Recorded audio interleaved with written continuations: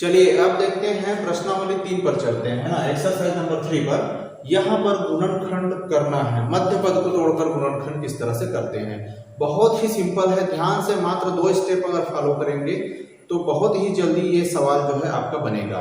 तो ध्यान से देखिएगा दोस्तों, प्रश्नावली 3 हमारा किस तरह से बनता है।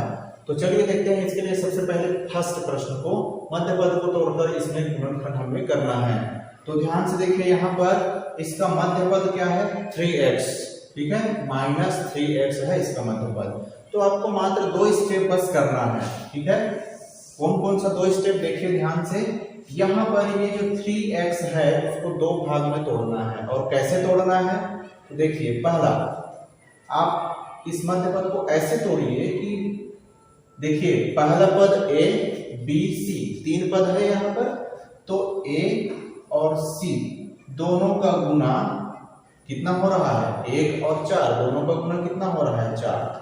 तो दोनों ऐसा तोड़िए कि जब कोई संख्या को गुणा करें तो वो 4 के बराबर आए, ठीक। और दूसरा जोड़े या घटाएं, ठीक है, तो मध्य पद आपको मिल जाए, ठीक। ये दोनों स्टेप अगर फॉलो करते हैं तो ये आसानी से बन जाएगा। जैसे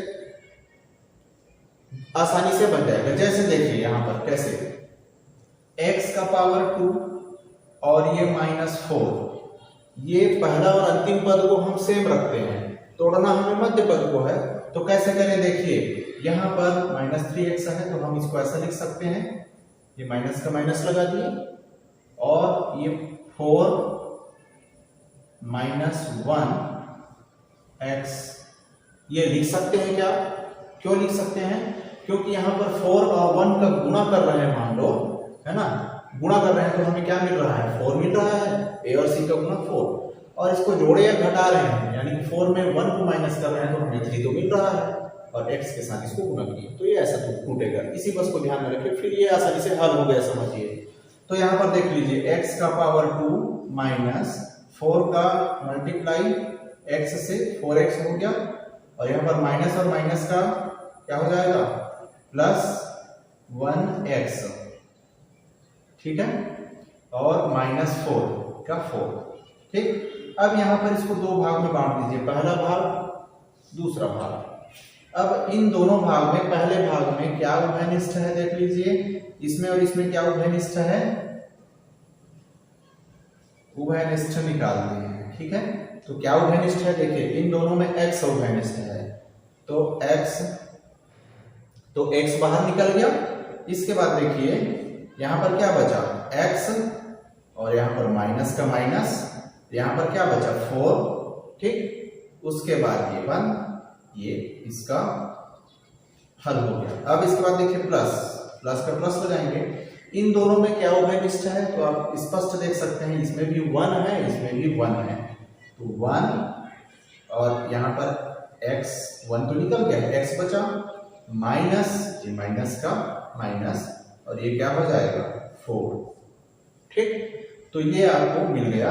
तो देख रहे हैं आप x -4 और x -4 2 बार है, हम इसको इस तरह से x -4 लिख लेते हैं एक बार, x + 1 ये मिल गया। तो इसके 2 गुणनखंड प्राप्त हुए हैं, ठीक है, 2 गुणनखंड प्राप्त हुए हैं, x -4 और x + 1, ये इसका आंसर है।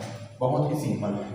चलिए दूसरा प्रश्न में आपको स्पष्ट समझ में आ जाएगा, आपको फॉलो ये दोनों स्टेप को करना है। और उसके बाद देखिए प्रश्न नंबर 4 को, है ना, प्रश्नावली 3 का प्रश्न 4 है, ये ध्यान से समझिएगा।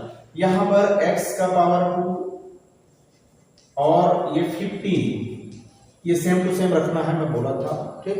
तोड़ना किसको है मध्य पद को, तो इसको ऐसा तोड़िए कि ये इस तरह से ये दोनों स्टेप को फॉलो करे, पहला पद दूसरा तीसरा, ये तीनों पद में यहाँ पर a और c का गुना हो जाए मध्य पद को जब हम तोड़ते हैं। तो यहाँ पर देख लीजिए, और जोड़ते हैं घटाए तो मध्य पद के बराबर आए। तो यहाँ पर देख लीजिए हम क्या करेंगे, माइनस का माइनस लगा दिए, क्या हम इसको ऐसा कर सकते हैं 5 + 3x, 5 और 3 का गुना करते हैं 15 आएगा, और 5 और 3 को जोड़ते हैं तो 8 आ जाएगा, क्लियर। अब इसके बाद देखिए x का पावर 2 माइनस 5 का मल्टीप्लाई x के साथ 5x प्लस और माइनस का मल्टीप्लाई कितना हो जाएगा माइनस, और ये 3 का मल्टीप्लाई x के साथ प्लस 15, ये आ गया। अब आपको दो भाग में बांट देना है, सेम वही प्रक्रिया यहाँ पर कर रहे हैं। इन दोनों में उभयनिष्ठ निकालते हैं, कॉमन है ना, कॉमन जिसको कहा जाता है निकाल रहे हैं। इन दोनों में कॉमन क्या है, x इसमें भी है, तो यहाँ पर क्या निकलेगा, x बचा, माइनस का माइनस लगाएंगे, यहाँ पर क्या बचा 5, ये उभयनिष्ठ निकल गया। ठीक, अब यहाँ पर माइनस का माइनस लगा देंगे। इन दोनों में उभयनिष्ठ क्या है, देखिए इसमें भी 3 है, इसमें भी 3 है, 3 और इसमें 3 गुना 5 कर सकते हैं, 3 बच्चे बता दो, 3 इसमें भी है, इसमें भी है, निकाल दीजिए। तो यहाँ पर क्या बचा x, और हम क्या लिखेंगे माइनस, क्योंकि माइनस और माइनस प्लस हो जाएगा, और 3 बाहर निकल गया चूंकि 5 बचा है, तो x माइनस 5। तो x माइनस 5 और x माइनस 5 दो बार है, इसीलिए हम क्या लिखेंगे इसको x माइनस 5 एक बार लिखेंगे, और दूसरा गुणनखंड क्या है x माइनस 3, x माइनस 3।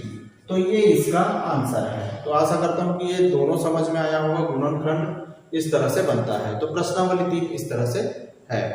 तो दोस्तों अगर आपने हमारा वीडियो और बहुपद का नहीं देखा है तो नीचे डिस्क्रिप्शन में है, आप वहां पर जाकर देख सकते हैं। अगर चैनल आपको अच्छा लगा हो और चैनल पर नए हैं तो आप चैनल को शेयर करिएगा। आपको किसी प्रकार का इसमें दिक्कत होता है तो कमेंट सेक्शन आपके लिए है, आप कमेंट जरूर कर सकते हैं। थैंक यू दोस्तों, धन्यवाद।